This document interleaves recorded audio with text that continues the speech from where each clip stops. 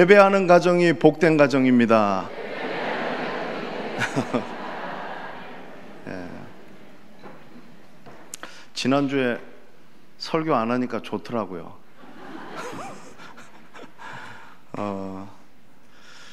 여러분, 존 하워드 페인이라는 인물을 아십니까? 일반적으로 잘 모르시는데 이 노래를 들어보시면 그러실 거예요. 즐거운 곳에서는 날 오라 하여도, 여기까지만 하겠습니다. 미리 듣기입니다. 미리 듣기. 영어로 Home Sweet Home, 한국말로 즐거운 나의 집이라는 곡을 작곡한 사람이 존 하워드 페인입니다. 그가 1852년 4월 10일 머나먼 이국 땅 알제리에서 죽었습니다. 그런데 그로부터 31년이 지난 후에 미국 정부는 군함을 보내서 그의 유해를 본국으로 송환하게 됩니다. 뉴욕항에 대통령을 비롯해서 많은 관료들과 인파들이 모여들었는데 아마 당시에 가장 많은 인파가 모여들었을 것이라고 생각됩니다. 여러분, 그는 유명한 정치인도 아니었고 사업가도 아니었지만은 왜 그렇게 많은 사람들이 그의 유해가 송환될 때에 거기에 모였겠습니까? 이유는 단 한 가지입니다. 그는 사람들의 마음속에 가장 소중한 가정에 대하여서 깊은 울림을 준 사람이기 때문에 그렇습니다. 하나님께서 이 땅에 세우신 신적 기관은 가정과 교회밖에 없습니다. 그래서 여러분, 가정이 소중한 줄로 믿습니다. 하나님께서는 천지 만물을 지으시고 아담 하나만, 하와 하나만 지으신 것이 아니라 아담과 하와를 지으시고 최초의 가정을 이루게 하셨습니다. 성경에 보더라도 가정은 가장 어떤 조직이나 단체를 이루는 최소 단위이고 중요한 단위가 바로 가정이라는 것입니다. 그래서 우리 믿는 사람들은 가정의 소중함을 항상 잊지 말아야 됩니다.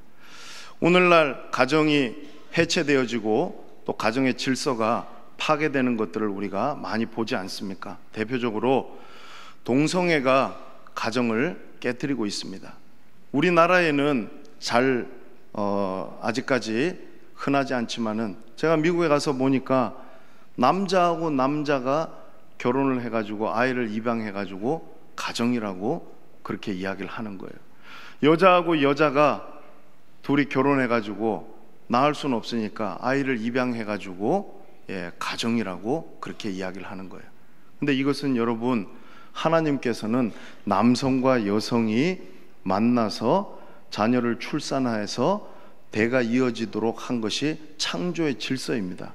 근데 그것을 깨트리는 것이 바로 동성애입니다. 또 우리 예수 믿는 사람들, 우리의 어떤 가치관에도 여러분, 세상적인 그런 물결들이 많이 우리에게 스며들었다고 생각됩니다. 옛날에 우리 저녁 예배, 오후 예배로 바꿀 때 얼마나 대단했습니까? 그죠? 진짜로 하나님한테 너무 죄송스러운 거고 큰 죄 짓는 것과 같은 그런 마음이었지 않습니까? 그런데 요즘에 오후 예배 드리면서 아무도 이 오후 예배 드리는 게 잘못된 거라고 생각 안 하고요. 심지어는 어떤 교회는 점심 먹자마자 바로 오후 예배 드립니다. 왜 그러냐면 빨리 예배 드리고 가서 자기 좋아하는 거 해야 되기 때문에 그렇습니다. 그래서 대가족보다는 핵가족보다는 혼자 사는 게 더 편하다고 우리의 벌써 머릿속에도 그런 생각들이 많기 때문에 옛날에는 다복하며 자녀 많이 낳으면 다복하다고 생각했는데 요즘에는 애 많이 나오면 힘들고 귀찮다라고 생각하는 게 우리들의 생각이 되어버리고 말았습니다. 여러분, 가정이라는 것은요, 이 히브리 말로 바이트라고 하는 것은요, 비바람, 추위, 더위를 막아주는 그런 장소적인 개념이 아니라 패밀리를 말하는 거예요. 아빠와 엄마와 아들, 딸이 함께 모여서 사는 그것이 여러분 성경이 말하는 가정입니다. 그래서 영어로 하면 하우스라고 하는 것은 아파트에 살고 빌라에 살고 개인주택에 살고, 여러분 그것이 하우스지만은 홈이에요. 홈이라고 하는 것은 뭐냐 하면은 힘들어도 같이 그 어려움을 극복하는, 그곳이 가정이고요. 우리가 살아가는 삶의 에너지와 활력소를 얻는 곳이 우리의 가정입니다, 여러분. 특별히 예수 믿는 믿음의 가정은요, 하나님의 임재가 있는 곳이 가정입니다. 또한 그 가정은 하나님을 예배하는 곳이 가정이 돼야 됩니다. 그리고 그 가정은요, 하나님이 주시는 축복을 누리는 곳이 가정이 되어야 될 줄로 믿습니다. 그래서 여러분, 저는 5월 가정의 달을 맞이하여서 오늘 이 욥의 가정을 좀 소개할까 합니다. 여러분, 이 욥의 가정은요, 오늘 본문 1절 말씀에 보면은 욥이 어디에 살고 있었는지를 먼저 이야기해 주고 있는데, 어떻게 시작하고 있습니까? 우스 땅에라고 이야기합니다. 학자들 간에 이 우스 땅이 어디인가에 대해서 의견이 분분한데요, 대체적으로는 에돔이라고 그렇게 생각을 합니다. 이스라엘 그 가나안 땅 밖이라는 겁니다. 자, 그러면은요, 이 욥이 살았던 시대는 아브라함과 이삭과 야곱과 같은 족장이 살았던 시대로 굉장히 여러분 거슬러 올라가는 시대입니다. 그런데 그 시대에 이 욥이라고 하는 인물이 이스라엘 밖에 살았다는 것은 뭐냐면, 그는 어떻게 보면 이방인과도 같았다라는 거예요. 하나님이 택한 선민 외에 그 밖에서의 삶을 사는 이 욥이라는 사람은요, 하나님을 경외하고 하나님께서 인정하는 사람이었다는 것이 놀랍다는 거죠. 자, 그런데 더 놀라운 것은요, 욥이 이스라엘 나라 밖에 살았다는 것보다도 이 욥에 대하여서 경건한 성품에 대하여서 4가지를 이야기하고 있는데, 그것이 더 놀랍더라고요. 오늘 본문 1절 말씀에 보면은 4가지는 무엇입니까? 첫 번째는 온전하다, 두 번째는 정직하다, 세 번째는 하나님을 경외하다, 네 번째는 악에서 떠나다입니다. 여러분, 이 성품들이요, 8절에 가서 보면은 하나님께서 사탄 앞에서 네가 내 종 욥을 유의하여 보았느냐, 하나님이 인정해 주시는 그런 이유가 되었다라는 거죠. 자, 여러분, 여기 온전하다라는 이 히브리어 탐은 여러분 흠이 없다라는 말입니다. 흠이 없다라는 것은 완벽하다라는 거죠. 그런데 사람이 하나님 앞에 얼마나 완벽하겠습니까? 욥도 죄인이었습니다. 자, 그렇다고 한다면 여기서 흠이 없다는 것은 이 욥이요, 도덕적으로 윤리적으로 아주 고매한 인격을 가지고 있었다는 겁니다. 여러분, 이거 대단한 겁니다. 두 번째, 정직하다라는 것은, 여러분 사람이 정직하면 우리의 생각 속에 야사르라는 이 히브리 말은 여러분 올바르다는 거예요. 어떤 사람, 이런 사람이 있어요. 자기의 자가 있는 거예요. 그 자에 남을 탁 재면서 여러분 남으면 잘라버립니다. 모자라면 끌어당깁니다. 이게 뭡니까 여러분? 나는 올바르고 정직한데 나의 기준에 맞지 않는 사람들은 다 쳐내는 거예요. 근데 여기서 말하는 정직함은 뭐냐 하면은 다른 사람을 배려하고 관용하는 그 정직을 말하는 거예요. 욥이 그런 사람이었다는 거죠. 세 번째로 하나님을 경외하다는 것은 우리가 너무나 잘 알고 있는 거예요. 야레라고 하는 이 히브리 말은 어떤 말이냐 하면은 아이고 무서워, 이런 공포가 아닙니다. 하나님을 존경하고 존중하는 거예요. 여러분, 잠언 말씀에 보면은 여호와를 경외하는 것이 지혜와 지식의 근본이라고 하였습니다. 하나님 경외하시기를 바랍니다. 여러분, 왜 이게 정말로 중요하냐 하면은요, 하나님 경외하고 하나님 두려워할 줄 아는 사람은요, 여러분 죄를 쉽게 지을 수 없다라는 거예요. 사람이 보든지 보지 않든지 여러분 그게 중요한 게 아니잖아요. 여기에서 욥이 그 다음에 나오는 악에서 떠났다는 것은요, 하나님 경외하는 사람의 실제적인 삶의 모습을 말하는 거예요. 대표적인 성경의 인물이 누구입니까? 요셉이지 않습니까? 보디발의 아내가 요셉을 유혹할 때에 아무도 보는 사람이 없으니까 나랑 동침하자는 거예요. 그러면 웬만한 사람 같으면은 사람 안 보니까 그렇게 할 수도 있는 거예요. 그런데 요셉은 내가 어찌 이 큰 악을 행하여 하나님 앞에 죄를 지을 수 있겠는가? 코람데오의 삶을 살았던 사람이 요셉입니다. 여러분, 욥은 하나님 경외했기 때문에 악에서 떠난 인물이라는 사실입니다. 에스겔 선지자가 구약시대 대표적인 의인을 3명을 언급하고 있는데 노아, 다니엘, 욥이라고 언급을 하고 있습니다. 욥은 그런 사람이었다는 거예요.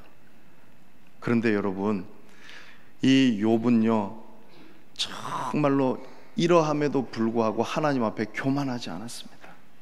욥이 여러분 대단했던 것은 뭐냐면 여기에 나오는 이런 아주 경건한 성품 때문에 대단한 것이 아니라 그 뒤에 나오는 내용이 욥이 더 뛰어나고 대단한 인물이었다는 것을 우리에게 말해주고 있는 거예요. 그것은 뭐냐면 욥이 한 가정의 가장으로서 가정을 화목하게 했고 그 가정의 자녀들을 신앙으로 양육하고 예배하도록 했다는 것이 바로 오늘 본문이 우리에게 보여주는 욥의 여러분 신앙의 모습이라고 하는 것입니다. 그래서 저와 여러분이 오늘 그것에 대하여서 좀 생각해 보기를 원하는데 2가지만 기억했으면 좋겠습니다. 따라서 하겠습니다. 화목, 예배. 예, 오늘 이 본문에 나오는 내용은 바로 그겁니다. 자, 여러분,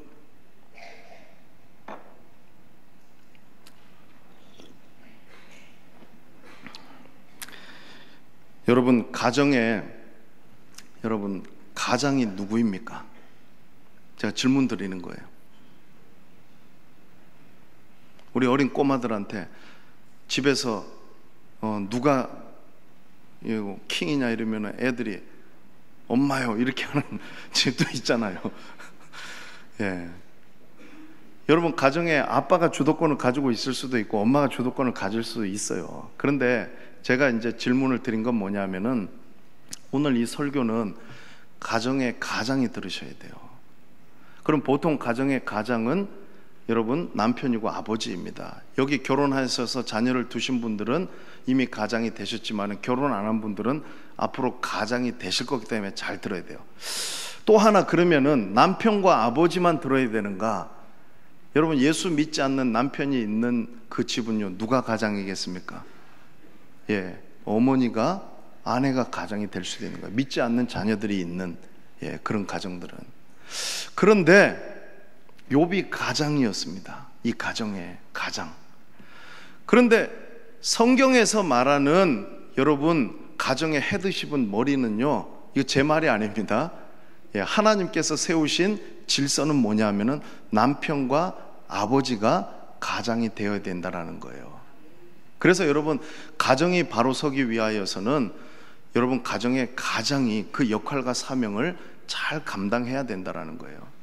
욥이 여기 말씀에 보니까 그 가정에서 그 역할을 참 잘 감당하고 있다고 생각됩니다. 왜냐하면 좀 전에 제가 욥의 그 성품들을 이야기했을 때에 앞에 온전하고 정직하다는 것은 사람들과의 수평적인 관계 속에서 이 욥이 참 잘했다는 거예요.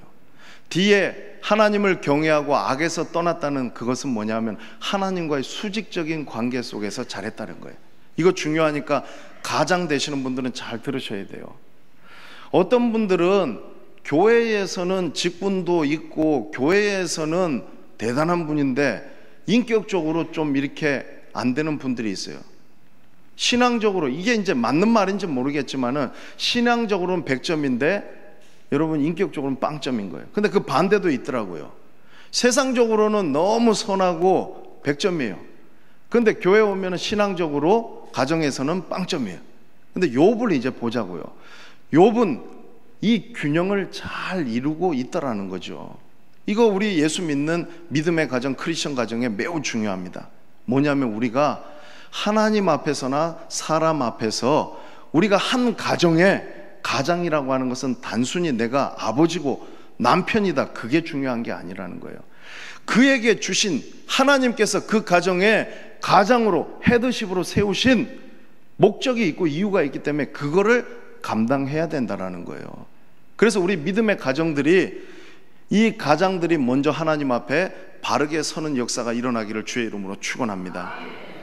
여러분, 그렇게 될 때 하나님께서는 복을 주시잖아요. 어떤 복을 주시냐 하면은 오늘 본문 2절 말씀에 보니까 욥의 가정은요, 자녀의 복을 받았습니다. 아들이 7이고 딸이 3입니다. 제가 지난번에 설교할 때에 딸 2이고 아들 하나면 무슨 메달? 금메달. 근데 말 안 한 게 있어서 한 번 더 이야기했는데, 여러분, 딸 3이면 무슨 메달 받아야 될까요? 다이아몬드 메달 받아야 되지 않겠습니까? 이게 제 말입니다. 왜냐하면 요즘 하는 말이 딸 3이면 비행기 타고 해외여행 간다고 이야기하는 거예요. 그래서 여러분, 이 욥의 가정에 딸 3이고 아들 7이라고 하는 이것은요, 실제 수이기도 하지만 이게 가만히 보면 완전수잖아요. 7이라는 건 완전수입니다. 아들이 7이라는 것은요, 대단한 겁니다. 대를 이은 아들이 있었다는 거예요. 여러분, 시편 127편에 보면은 보라, 자식들은 여호와의 기업이요 태의 열매는 그의 상급이라 그랬어요. 여기서 기업이라고 하는 이 히브리 말 나할라라고 하는 것은 뭐냐 하면은 선물로 나누어진 몫이라는 거예요. 그러니까 이때 당시에 아들은요, 죄송한 말씀이지만은 이때 당시에는 딸보다 더 여러분 귀하게 여겼다는 거예요. 대를 잇기 때문에 그런 거예요. 그런데 하나님께서는 7 아들을 주신 것과 더불어서 이 욥의 가정에 자녀의 축복을 주셨는데 3 딸을 줬어요. 여러분, 이 3이라고 하는 숫자도 완전수라는 겁니다. 자, 그러면요, 이것은 실제적인 수이기도 하지만은 여러분, 완전수라고 하는 것은 뭐냐면 이만한 축복이 없었다는 거예요. 하나님께서 욥의 가정을 이렇게 축복해 주셨다라는 겁니다. 여러분, 그뿐입니까? 욥은요, 물질적으로도 축복을 받았습니다. 오늘 여기 본문 말씀 3절에 보십시오. 우리 3절 말씀 같이 한번 읽어보겠습니다. 시작.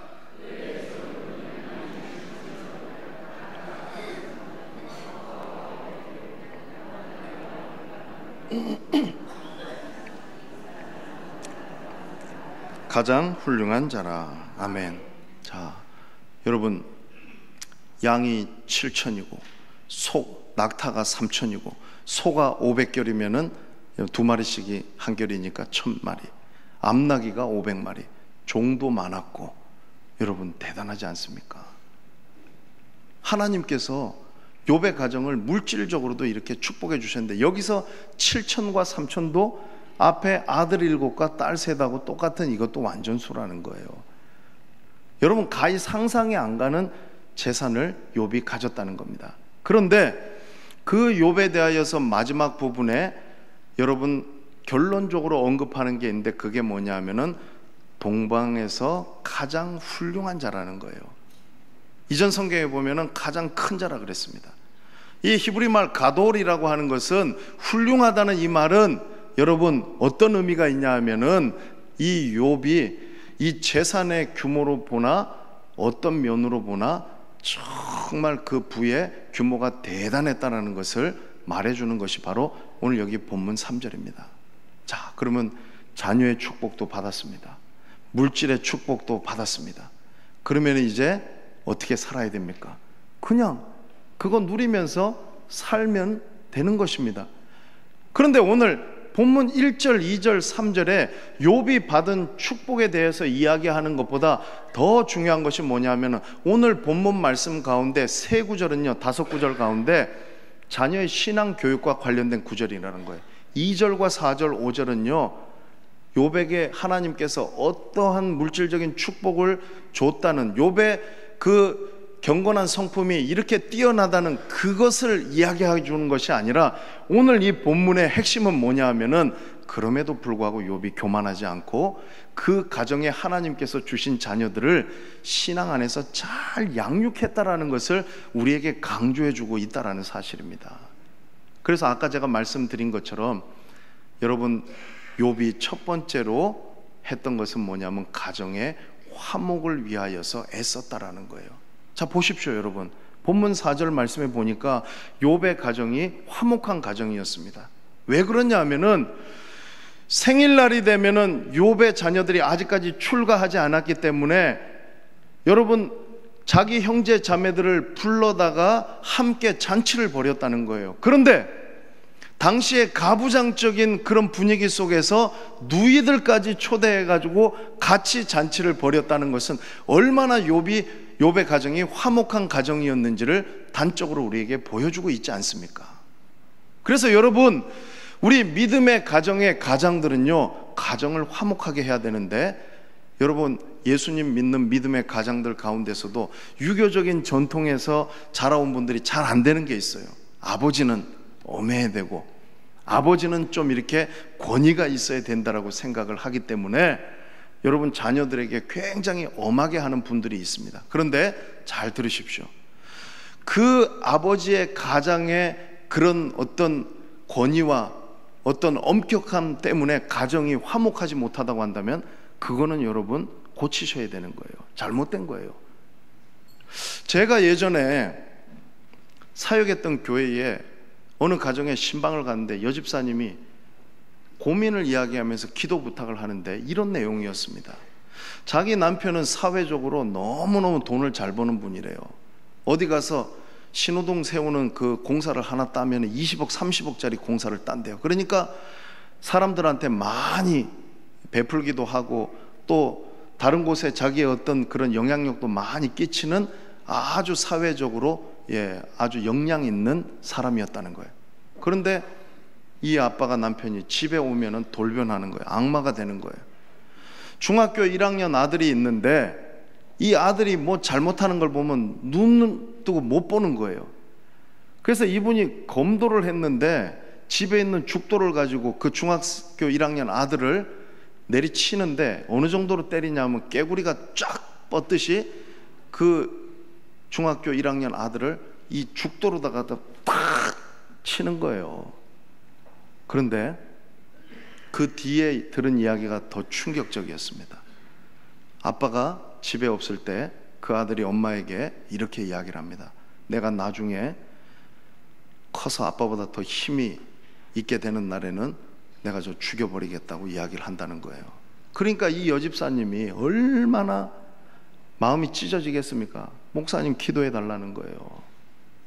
제가 그때 그 얘기를 듣고 참 믿는 가정의 이 가정폭력이 이렇게 심각하구나 라고 제가 여러분 생각하게 되었습니다.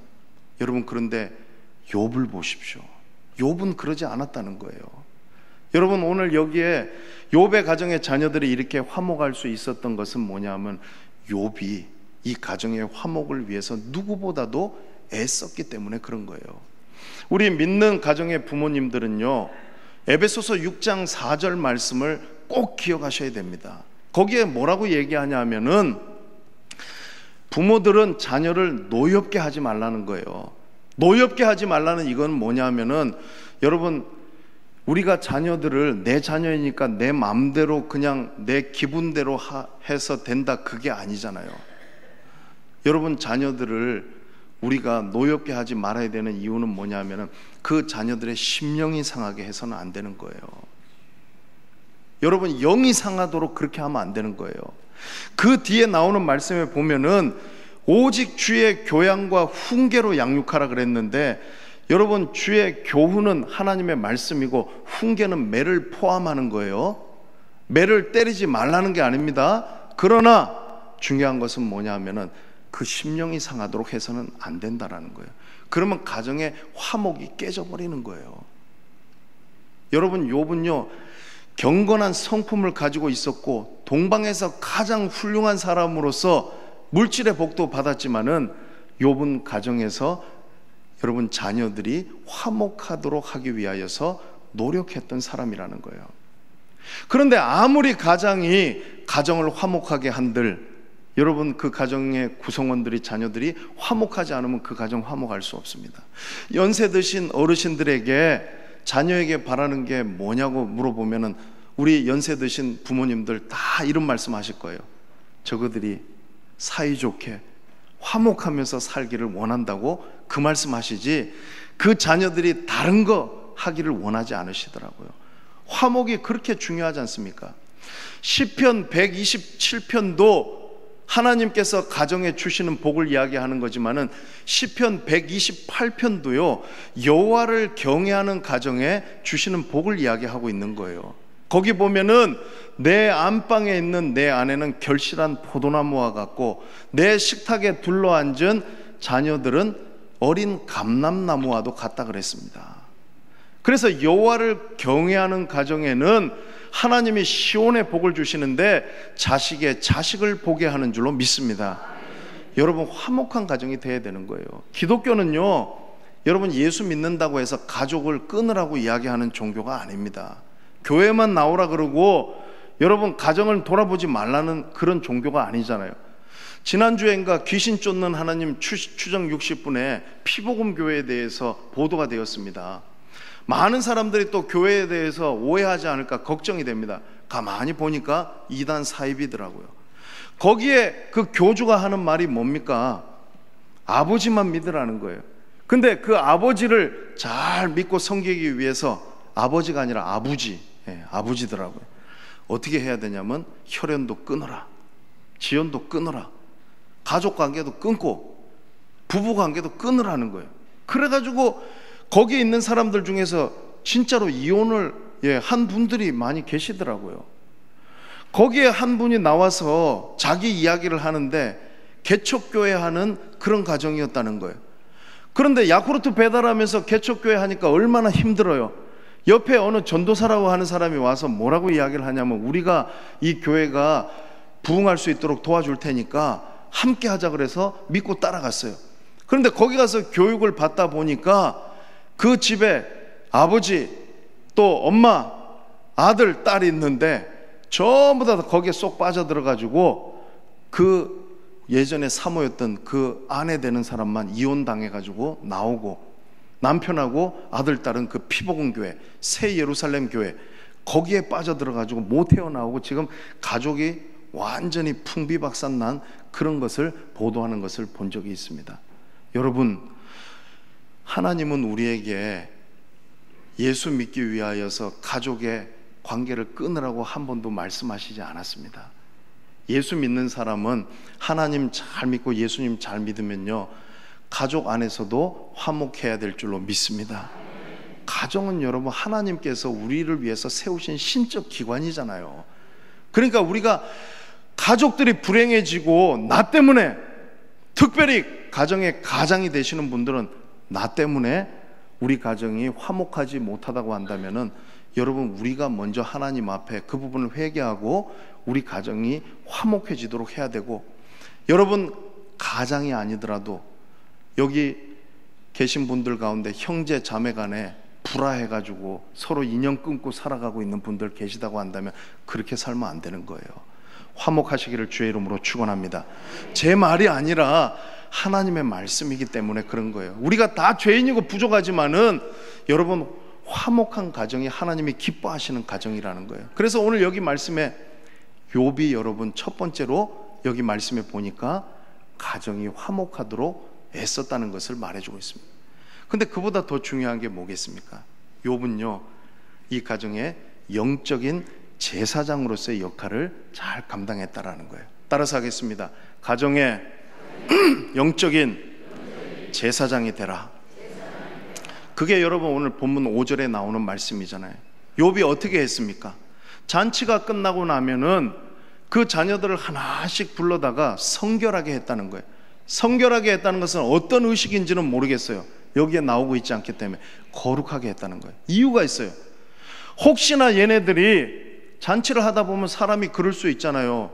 막 먹고 마시고 부어라 마셔라 하다 보면은 하나님 까마득하게 잊어버리고 막 범죄할 수 있다는 거예요. 그러니까 뒤에 이 욥이 걱정했던 것은 뭐냐면은 내 아들들이 혹시나 마음으로 하나님을 욕되게 했을까. 욕되다라는 이 말은 저주하다라는 원어적인 의미가 있는 거예요.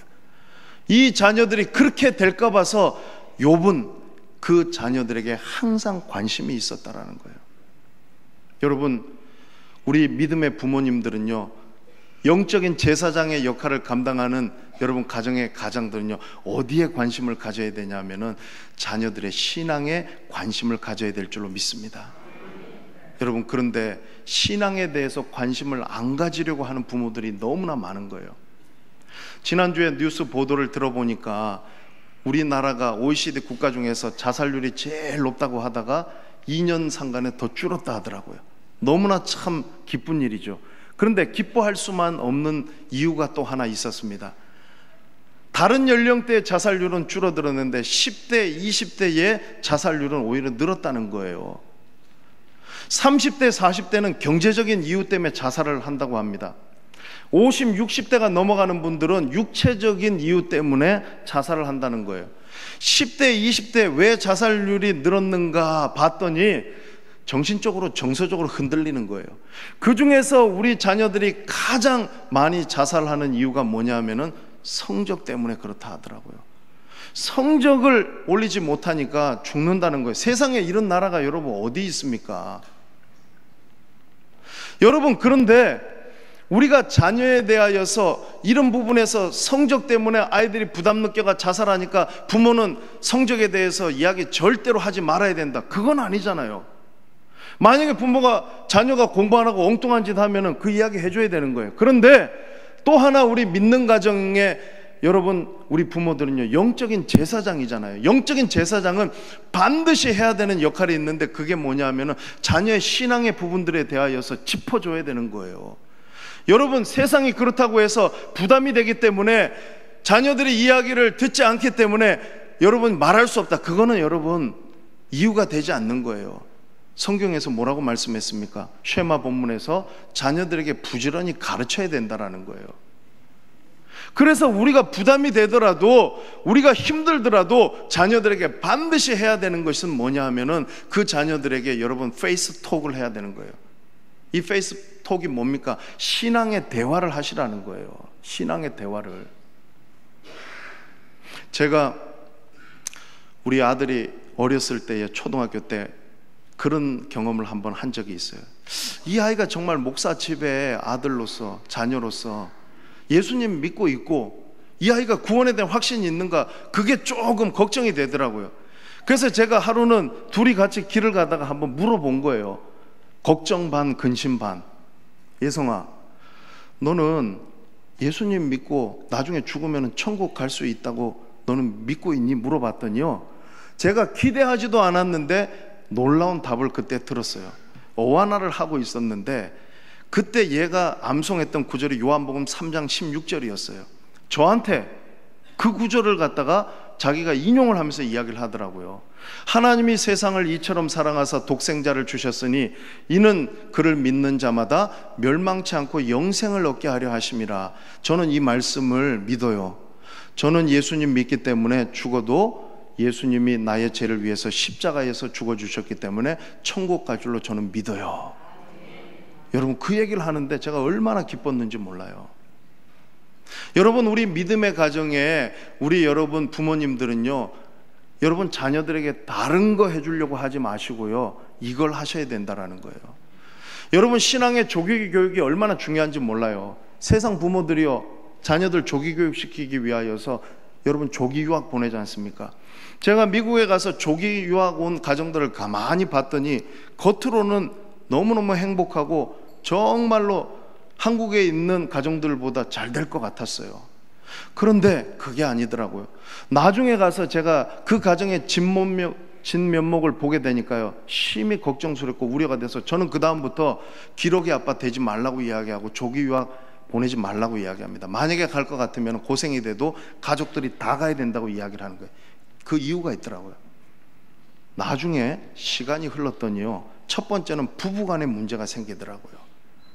가정이 깨지더라고요.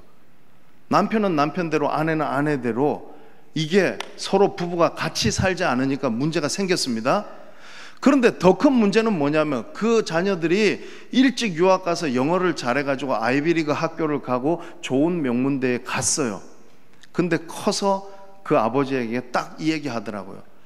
엄마하고 우리가 청소년 시기에 사춘기 보낼 때, 정서적으로 가장 힘들 때 아빠는 어디 계셨어요? 아빠는 뭐 하셨어요? 그때 그 아빠가 나는 너희를 위하여서 돈 벌었잖아. 그 얘기하면 아들, 딸이 아, 그렇네요, 감사합니다, 안 그러더라고요. 아버지는 어디 계셨냐는 거예요. 아빠는 그때 뭐 했냐는 거예요.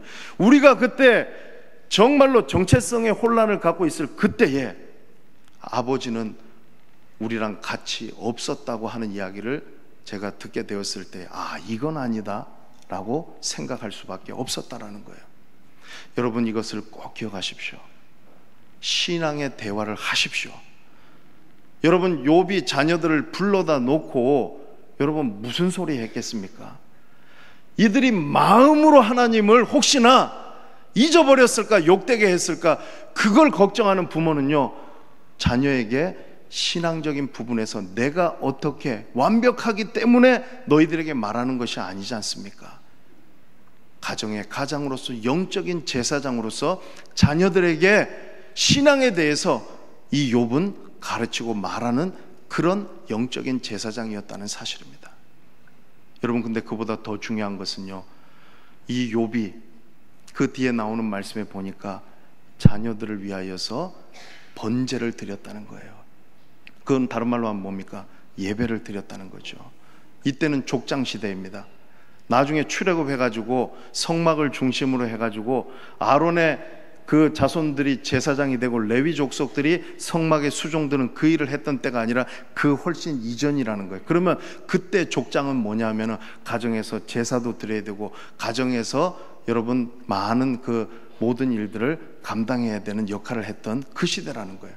그러니까 욥이 자녀들을 위하여서 번제를 드렸는데, 여기에서 한 가지 의문이 되는 것은, 그러면 아버지가 자녀들을 위해서 영적인 제사장의 역할을 하는 가장이 대신 드려줘도 괜찮은가, 유효한가, 이런 생각이 들 수 있지 않습니까? 그런데 그 옥하는 목사님이 여기에 대해서 아주 명쾌하게 잘 말씀을 해주셨어요. 이런 거예요, 여러분. 가정에 아내가 예수를 믿습니다. 믿지 않는 남편이 있어요. 그러면은 그 가정은 어떻게 축복을 받냐 하면은, 그 믿지 않는 남편을 위해서 아내가 하나님 앞에 나와서 기도하고 예배하는 것을 통하여서 그 믿지 않는 남편이 복을 받는다는 거예요. 믿지 않는 자녀들을 위해서 여러분 정화수 떠놓고 믿지 않는 사람들이 미신적으로 하는 게 아니라, 믿음의 부모님들이 여러분 하나님 앞에 나와서 말씀과 기도로 예배드리고 그 자녀를 축복하며 기도할 때에 여러분 그 믿지 않는 사람들이 거룩해지고 복을 받는다는 거예요. 왜 그러냐 보십시오. 제사장이 거룩한 사람입니다. 제사장이 만지는 기물도 거룩해지는 거예요. 제사장이 여러분 안수하면은 그 여러분 제물도 거룩해지는 거예요. 한 입을 덮고 자는 여러분들의 남편과 아내 중에서 예수 믿지 않는 사람이 있다가는 우리 가정은 안 믿는 사람이 있어가지고 거룩하지 않아요 라고 생각하면 안 되는 거예요. 하나님께서는 오늘 여기 보시면은 우리 2018년 우리 교회의 표가 말씀과 기도로 거룩해지는 교회예요. 아무리 고린도 교회에 우상의 제물이 있다 할지라도 하나님의 말씀으로 기도하면은 그 우상의 제물이라 할지라도 그거 아무것도 아니라는 거예요. 거룩해지는 줄로 믿습니다. 그러면 여러분 우리가 가져야 될 확신이 있는 거예요. 내 가정은 욥의 가정처럼 이렇게 완벽하지 못하니까 나는 영적인 가장이 될 수 없고 영적인 제사장이 될 수 없어가 아니라, 나 때문에 우리 가정이 거룩해지고 내가 이 가정에 두신 하나님이 보내신 영적인 제사장으로 알고 우리 가정을 위해서 더 기도하고 예배하시기를 주의 이름으로 축원합니다. 욥은 부모로서요, 재산도 많았고 부족한 게 없었지만 자녀들을 위해서 이 욥이 해주었던 게 가장 중요하게 했던 게 그거잖아요. 그래서 제가 말씀을 묵상하면서 보니까 욥이 정말로 그러한 사람이었다고 하는 것을 어디에서 발견했냐 하면, 그냥 지나갈 수도 있는데 이 본문 말씀에 보니까 아침 일찍이라는 이 말이 답이더라고요. 여러분, 왜 아침 일찍이라는 말이 여기 있겠어요? 우선순위가 뭐고 뭘 먼저 해야 될지를 영적인 제사장으로 가장으로서 이 욥이 바르게 알고 있었다는 거예요. 여러분, 부모님들 중에서 만약에 우선순위가 자녀들의 신앙에 대해 관심을 갖고 가정에서 자녀들을 예배하도록 하는 일이 아니라 다른 데 우선순위가 있었다고 한다면 그거 여러분 회개하고 고치셔야 돼요. 영적인 제사장은요, 하나님을 예배하고 하나님 앞에 이 자녀들을 바르게 올려드리고 우리 가정이 믿음 안에서 바르게 서기 위하여서 애쓰는 그것이 우리의 우선순위가 되어야 될 줄로 믿습니다. 또 한 가지는 마지막 절에 5절 뭐라고 나오고 있습니까? 욥의 행사가 항상 이러하였더라는 거예요. 한 번만 그렇게 한 게 아니잖아요. 여기서 말한 건 지속했다는 거예요. 계속해서 하는 거예요, 여러분. 그래서 우리 믿음의 가정들은 영적인 제사장들이 해야 될 가장 중요한 게 뭐냐 하면은 여러분, 예배입니다. 믿으시길 바랍니다. 예배하시기를 바랍니다. 예배할 때 하나님께서 우리의 가정을 회복시켜주고 예배할 때 하나님께서 복을 주시는 줄로 믿습니다. 여러분, 그런데 그냥 예배하면 안 돼요. 아무리 좋은 거라도요, 여러분, 자녀들이 질려버리면 안 돼요. 부모님들 가운데서 율법적으로 예배 드리는 분이 있어요. 아마 많은 분들이 이런 질문을 하실 거예요. 목사님 그러면은 가정예배 드리라고 하셨는데 일주일 7일 7번 드려야 됩니까? 드릴 수 있으면 그렇게 드리면 매일 드리면 좋죠. 근데 저는 여러분, 그것보다 더 중요한 것은 뭐냐면은 율법적으로 하시지 말라는 거예요. 이런 부모님들이 있어요. 자기가 자녀들한테 잔소리하고 못마땅하는 거를 가정예배 시간에 아이들 깨는 부모님들이 있어요. 말씀 딱 읽어놓고 하나님 말씀을 가지고서 애를 잡는 거예요. 막 나무라고 기죽이고 그러면요, 그 자녀가 어떤 마음이 드냐 하면 이 가정예배는 좋은 거지만은 절대로 드려서는 안 되는 거라고 생각할 수밖에 없다라는 거예요. 그렇게 예배 드리는 거는 그건 율법적으로 위선적으로 드리는 거예요. 여러분, 우리 신앙에 잘 보십시오. 욥이 완벽해서 죄가 하나도 없어서 여러분 그 자녀들에게 신앙에 대해서 이야기할 수 있었던 것은 아닙니다. 욥도 죄인이었고 부족한 게 있었어요. 그런데 우리가 중요한 것은 뭐냐면은 여러분 11조를 하라, 주일 성수를 하라, 여러분 예배 드리고 기도하고 이거를요 자꾸 율법적으로 자녀들한테 심으려고 하니까 여러분 그게 자녀들이 여러분 질려버리고 나중에 안 하는 거예요. 디모데후서 1장 5절 말씀에 보면은 여러분 바울 사도가 디모데를 만났을 때 뭐라고 얘기를 했냐면요, 이런 얘기를 하고 있는 거예요. 내 속에 있는 거짓이 없는 믿음을 내가 봤다는 거예요. 그런데 거짓이 없는 그 믿음이 디모데로부터 자생적으로 나온 것이 아니라 바울 사도가 이야기하는 것은 뭐냐 하면은 너 외할머니 로이스와 네 어머니 유니게 속에도 있더니 너에게 있는 줄을 내가 확신한다 그랬어요. 그 말은 뭐냐 하면은 여러분 디모데에게 있는 거짓이 없는 믿음, 위선이 없는 믿음, 참된 믿음, 진짜 믿음은 어디로부터 왔냐 하면은 여러분 그 부모들이 여러분 가정의 영적인 제사장으로서 모범을 보이고 가르쳤기 때문에 온 거예요. 그런데 문제가 있어요. 이 디모데 가정은요 다문화 가정이었어요. 아버지가 헬라 사람이잖아요.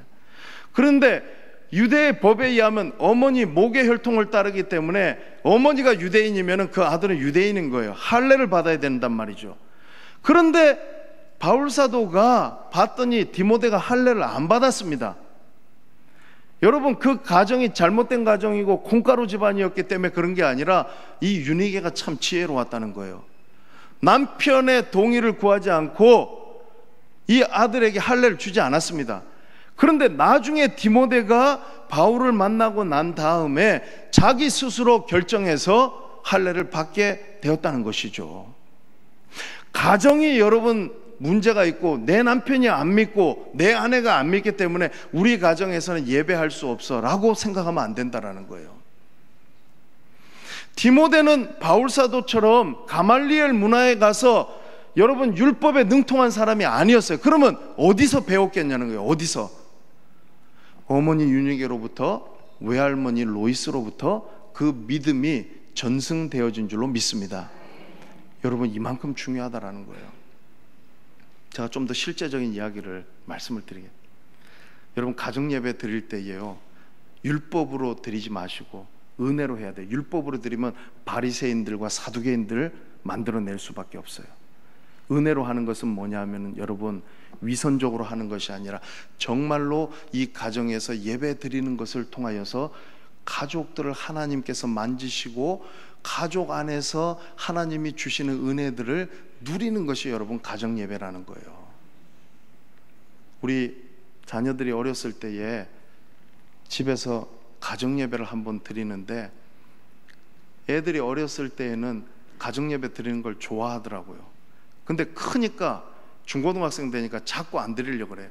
어제도 오늘 설교 준비를 마쳐놓고 집에 가서 예배 드리자 했더니 안 드리려고 그러더라고요. 여러분 이거는 어떻게 보면 영적 전쟁일 수 있잖아요. 그렇다고 해가지고 기분 나쁘니까 가정예배 안 드려 그러면 여러분 진짜 끝이에요. 어제 10시 넘어서 가정예배를 드렸는데 여러분 자녀들이 그래도 예배 드리자고 나중에 와서 예배를 드리긴 드렸는데 어떨 때는요 자녀들이 이렇게 얘기할 때도 있어요. 중간고사 치고 기말고사 칠 때는 시작하면서부터 딱 선전포고를 하더라고요. 오늘 빨리 끝내주세요.